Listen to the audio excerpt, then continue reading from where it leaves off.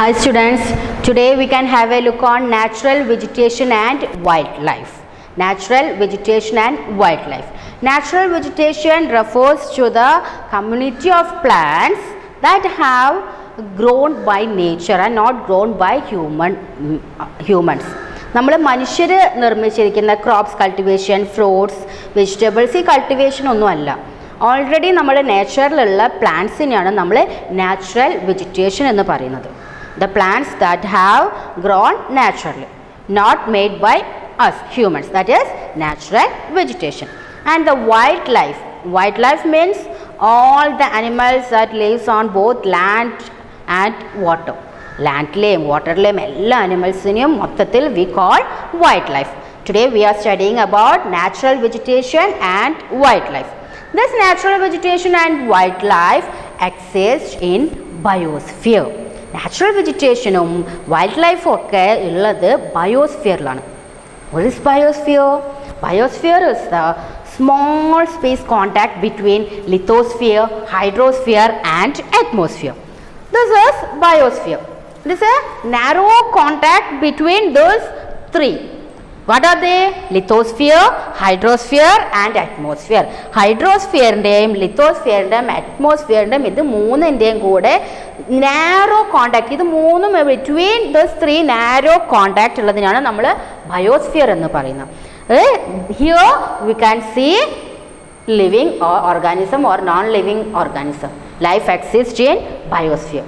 I think you have already studied what is lithosphere, atmosphere and hydrosphere. We can just revise that. What is lithosphere? Lithosphere is the rigid outer surface of the earth. Earthന്റെ outer surface-നെയാണ് നമ്മൾ എന്ത് പറയുന്നത്? lithosphere. And atmosphere എന്താണ്? They are layers of gases surrounding to a planet. ഒരു പ്ലാനറ്റിന് ചുറ്റും പല types of ഗ്യാസസിനെയാണ് നമ്മൾ എന്ത് പറയുന്നത്? Atmosphere. We can see layers of gases around the planets that we call atmosphere. And hydrosphere, that is the water content on a planet. ഒരു പ്ലാനറ്റിലുള്ള water കണ്ടന്റിനെയാണ് നമ്മൾ hydrosphere എന്ന് പറയുന്നത്. Okay, lithosphere that is the outer surface of the earth, atmosphere layers of gases and hydrosphere amount of water on a planet. These three is needed to a life. ഒരു life, maybe human beings, animals, birds, anything. We need air and water to live in. So this three narrow contact between those three, that is biosphere, and here life exists. Here we can see life. And this biosphere all are interdependent each other for their survival. നമ്മൾ മനുഷ്യരായാലും while looking to us, നമ്മളെ നോക്കുകയാണെങ്കിൽ we are depending on plants and animals, isn't it? We depend on plants for many things. In the last classes, while we are studying human resources, land, water, soil, we studied the importance of plants. Plantsന്റെ importance നമ്മൾ പഠിച്ചു, isn't it? എല്ലാ natural റിസോഴ്സും conserve ചെയ്യാൻ we need plants, isn't it? Deforestation, afforestation, ഇതൊക്കെ നമ്മൾ പഠിച്ചു. നമ്മൾ പ്ലാന്റ്സ് നട്ടു വളർത്തണം. We can avoid or we can preserve our natural resources.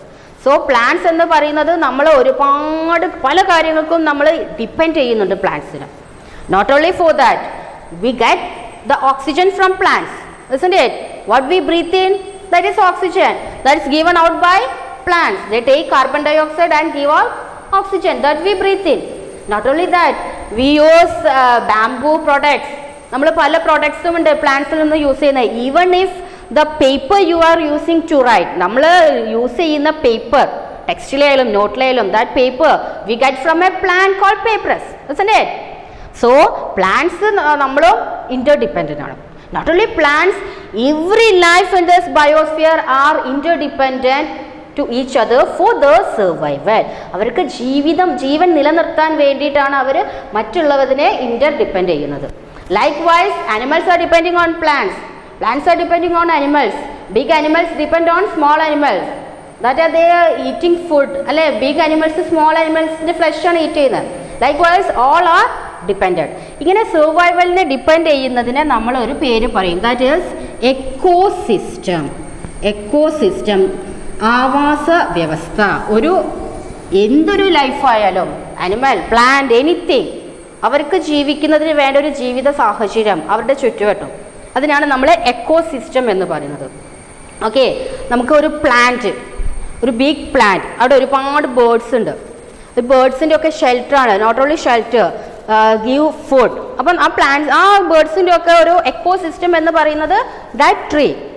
While we are cutting down a tree, we are making disturbance to the other animals, other birds, isn't it? So, what do you mean by natural vegetation, wildlife? All understood? Natural vegetation means plants and wildlife means animals both in land and water. This life exists in biosphere. The biosphere is a narrow contact between lithosphere, hydrosphere and atmosphere. We have said the purpose of plants. And wildlife include animals, birds, insects as well as aquatic life. Aquatic life, വെള്ളത്തിലുള്ളവ, birds, insects, this all include in wildlife. How we use animals. നമുക്ക് animalsനെ കൊണ്ട് എന്തൊക്കെ ഉപകാരമുണ്ട്, നമ്മൾ എങ്ങനെയൊക്കെയാണ് അവർ ഉപയോഗപ്പെടുത്തുന്നത്? We get milk, fish, meat, etc. Isn't it? They provide us milk, meat. Not only that, we get wool from which animal? We get wool from sheep, isn't it? Then they provide us milk, meat and wool. Insect like bees provide us honey. Insect like bees provide us honey. Help in pollination of flowers and have an important role to play as decomposers in the ecosystem. ഈ wild ലൈഫിലെ animals എന്ന് പറയുന്നത് they are the decomposers in the ecosystem. Decomposers in the ecosystem, they are the animals or small insects are also a decomposers. നിങ്ങൾ കണ്ടിട്ടാണ്, നിങ്ങളെ വീടിൻ്റെ അടുത്ത് എന്തെങ്കിലും ഒരു ചെറിയ ഇലിയായാലും ചത്ത് കിടക്കുകയാണെങ്കിൽ ചെറിയ പുഴു വന്നിട്ട് അത് ഫുള്ള് ദ്രവിച്ചങ്ങ് ഇല്ലാണ്ടാകും, അതിൻ്റെ ബോൺസ് മാത്രമാകും. So that is a decomposer, അല്ലേ? ദ മോസ്റ്റ് ഇമ്പോർട്ടൻറ്റ് ഡീകമ്പോസർ അല്ലെങ്കിൽ വൈറ്റൽ റോൾ, നമ്മുടെ ഡീകമ്പോസിങ്ങിൽ വൈറ്റൽ റോൾ പ്ലേ ചെയ്യുന്ന ഒരാളാണ് vultures. Vultures, they are scavengers. Scavengers means ചീഞ്ഞ മാംസങ്ങളൊക്കെ കഴിക്കുന്നതിനാണ് നമ്മൾ സ്കാവഞ്ചേഴ്സ് എന്ന് പറയുന്നത്. Vultures are scavengers. They are called as vital cleanser of the environment. Thus vultures are called as the cleanser. ഒക്കെ ക്ലീൻ ചെയ്യുന്നത്, നമ്മുടെ എൻവിറോൺമെൻറ്റ് ഒക്കെ ക്ലീൻ ചെയ്യുന്നതിനായിട്ടാണ് നമ്മൾ വൾച്ചേഴ്സിനെ കണ്ടത്. ബട്ട് ഇൻ ഇന്ത്യ ആ vultures are dying due to kidney failure. നിങ്ങൾ ചോദിക്കും, ഉള്ള ഹ്യൂമൻസ് അല്ലേ മിസ്സേ കിഡ്നി ഫെയിലിയർ ആയിട്ട് മരിക്കുന്നത്? Not only humans, these vultures are also dying because of kidney failure. How this happen? ഇത് എന്തുകൊണ്ടാണെന്ന് വെച്ചാൽ they are eating the flesh of എല്ലാത്തിൻ്റെയും മാംസങ്ങളല്ലേ ഇവർ കഴിക്കുന്നത്. ഈ മാംസത്തിലൊക്കെ ഇഞ്ചെക്ട് ചെയ്യുന്ന ഒരു pain killer, that is diclofenac. Diclofenac എന്ന് പറയുന്ന പെയിൻ കില്ലർ കുത്തിവെച്ച മാംസം കഴിച്ചിട്ട് ഈ വൾച്ചേഴ്സിനൊക്കെ കിഡ്നി ഫെയിലിയർ വരികയും ഈ വൾച്ചേഴ്സ് നമ്മുടെ ഇവിടുന്ന് എക്സ്റ്റിങ്ക്റ്റ് ആയി പോകാനുള്ളൊരു സാഹചര്യം കൂടെ ഉണ്ട്. But our India government has banned this painkiller. നമ്മുടെ ഇന്ത്യ ഗവൺമെൻറ് ഈ പെയിൻ കില്ലർ, ലൈഫ് സ്റ്റോക്ക്, മൃഗങ്ങൾക്ക് കൊടുക്കുന്ന ഈ പെയിൻ കില്ലർ ബാൻ ചെയ്തിട്ടുണ്ട് to protect vultures, because vultures are the cleanser of the environment. Understood?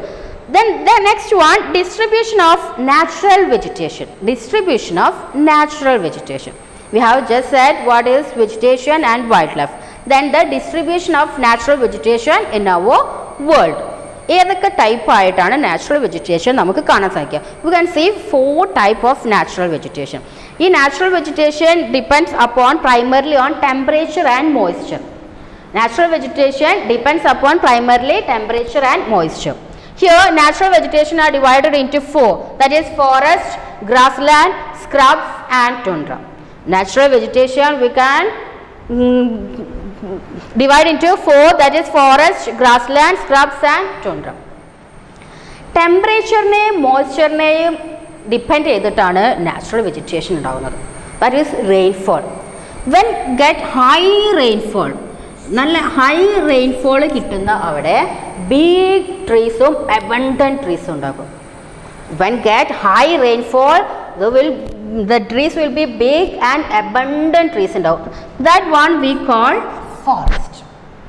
High റെയിൻഫോളും അബണ്ടൻ്റ് ആയിട്ടും tall ട്രീസും ഉണ്ടാവുന്ന സ്ഥലത്തിനെയാണ് നമ്മൾ എന്ത് പറയുന്നത്?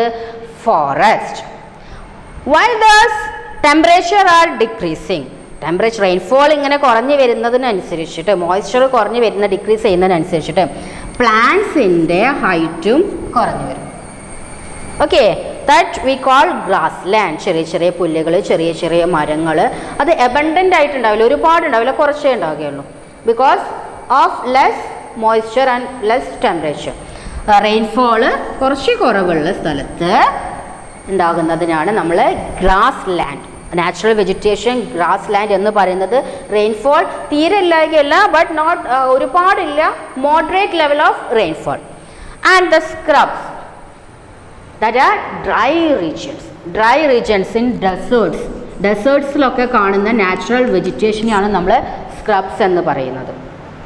In the desert region you can see cactus plant. Cactus plant, it has thorns and a waxy surface, long root. These are the specialty of scrubs. Scrubs എന്ന് പറയുന്ന നാച്ചുറൽ വെജിറ്റേഷൻ്റെ പെക്യുലാരിറ്റീസ് ആണ്. ബിഗ് റൂട്ട് ആയിരിക്കും, because അവിടെ വെള്ളം rainfall ഉണ്ട്, no എപ്പോഴെങ്കിലും rainfall ഉണ്ടാകുകയുള്ളൂ.